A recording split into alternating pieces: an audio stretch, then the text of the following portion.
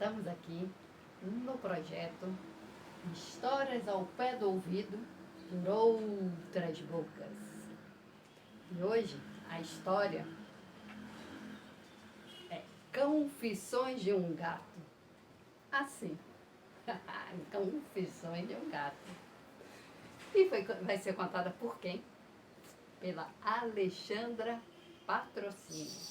Ela é professora, é escritora, poeta e gosta muito de contar histórias.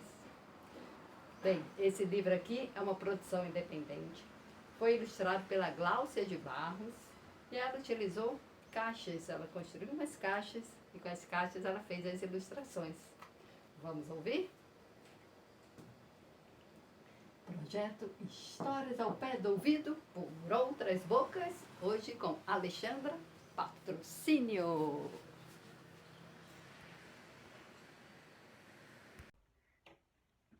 Olá, galerinha! Sejam bem-vindos. Eu sou Alexandra Patrocínio e a história de hoje chama-se Confissões de um Gato, de Carla Chastinet. Vamos lá? Chama toda a família para ficar bem pertinho. Se aproximem, se aproximem, se aproximem. Sentem, sentem.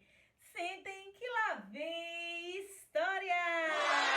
Uau! No 3. Vocês já sabem, não é isso? Vamos contar comigo? 1, 2, 3. Era uma vez um cão. Um cão que não era nem grande e nem pequeno. Um cão tamanho médio.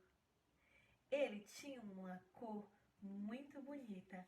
Ele era cinzento. O nosso cão morava nas ruas. Isso mesmo. Vocês já viram os cães que moram nas ruas? Como eles são? Como a gente chama os cães que moram nas ruas? Vocês lembram? Ah, muito bem. Pois é. São os cães que a gente chama de vira-lata. O nosso cãozinho de hoje era conhecido como um cão vira-lata. Mas ele acreditava que não poderia ser mais chamado de cão vira-lata, sabe por quê? Porque ninguém coloca mais lixo nas portas em latas, não é verdade? Ele queria mesmo era ser chamado de um cão rasga-saco.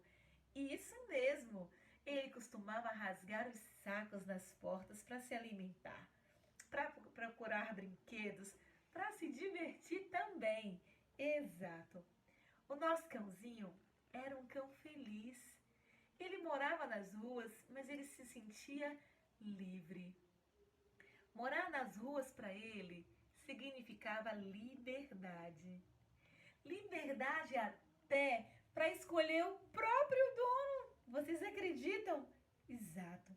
Ele tinha umas táticas infalíveis e toda vez que ele queria morar numa casa, ele já sabia o que tinha que fazer. Ele fazia uma cara de feliz, abanava o rabinho e começava a seguir as pessoas. E se fossem crianças, então, seria muito mais fácil de conquistá-las. Essas técnicas nunca falharam. Mas pense que ter dono tem seu lado ruim. O nosso cãozinho não gostava das obrigações. Exato. Horário para comer, horário até para fazer pipi, ordem ali, ordem aqui, não faça isso, não faça aquilo. E isso, às vezes, deixava o nosso cãozinho muito irritado. Pensa que até para poder passear na rua, colocavam aquela maldita coleira que o incomodava muito. E ele não gostava disso. Portanto, às vezes, quando ele ficava muito chateado com essas regras, essas obrigações, ele fugia e voltava para as ruas, que era o lugar onde ele tinha liberdade. Mas o nosso cãozinho, ele sempre se sentia diferente dos outros cães. Pois é, ele se sentia parecido com um gato. Ele gostava mesmo, era dos gatos. adorava tomar sol, como um gato esparramado na grama, com a barriga para cima, adorava fazer isso. O nosso cãozinho começou a lembrar da sua infância. Ele não sabia de fato quem era sua mãe verdadeira, quem foram seus irmãos verdadeiros, mas ele lembra que ele foi criado por uma gata. Ele era amamentado por ela e ele tinha 8 irmãos gatos. O nosso nosso cãozinho começou a lembrar que quando estava amamentando, às vezes era tanto empurra, que os gatinhos empurravam para lá, empurravam ele para cá, e aí ele emitia um som diferente, um latir miado, miau, au, au, miau, au, au. Os seus irmãos gatinhos logo se assustaram e o nosso cãozinho sapeca percebeu que toda vez que ele latia e miava, miau, au, au, miau, au, au, os seus irmãos corriam com medo. Assim ele aproveitava para comer muito mais que os seus irmãos. Mas a brincadeira não foi sempre assim. Logo depois, todos os irmãos começaram a caçoar dele, começaram a fazer chacotas com ele, dizendo que ele era diferente. E aquilo entristecia o nosso cãozinho. Mas não pense que essas brincadeiras aconteceram só em casa. Quando ele ia para a rua, os outros cãezinhos também faziam chacota do nosso amiguinho. E ele sofreu muito bullying. Os cães das ruas começavam a dizer que ele era diferente e que não queria ele andando com o grupo. Certo dia, 3 cães se reuniram e pegaram o nosso cãozinho. Ah, que covardia! 3 contra 1. Levaram ele para a praia, jogaram ele no mar, forçaram ele a nadar, forçaram ele a fazer várias coisas chatas. E diziam para ele: se você quiser ser aceito no nosso grupo, vai ter que mostrar que é um cão de verdade. Como se não bastasse, pegaram o nosso cãozinho e levaram ele para um beco qualquer. Esses becos onde os gatos costumam ficar. Logo o nosso cãozinho ficou preocupado. Será que vão levar no beco onde os meus irmãos moram? E olha o que aconteceu. Foi exatamente isso. Os cães malvados levaram o nosso cãozinho para o beco onde estavam seus irmãos.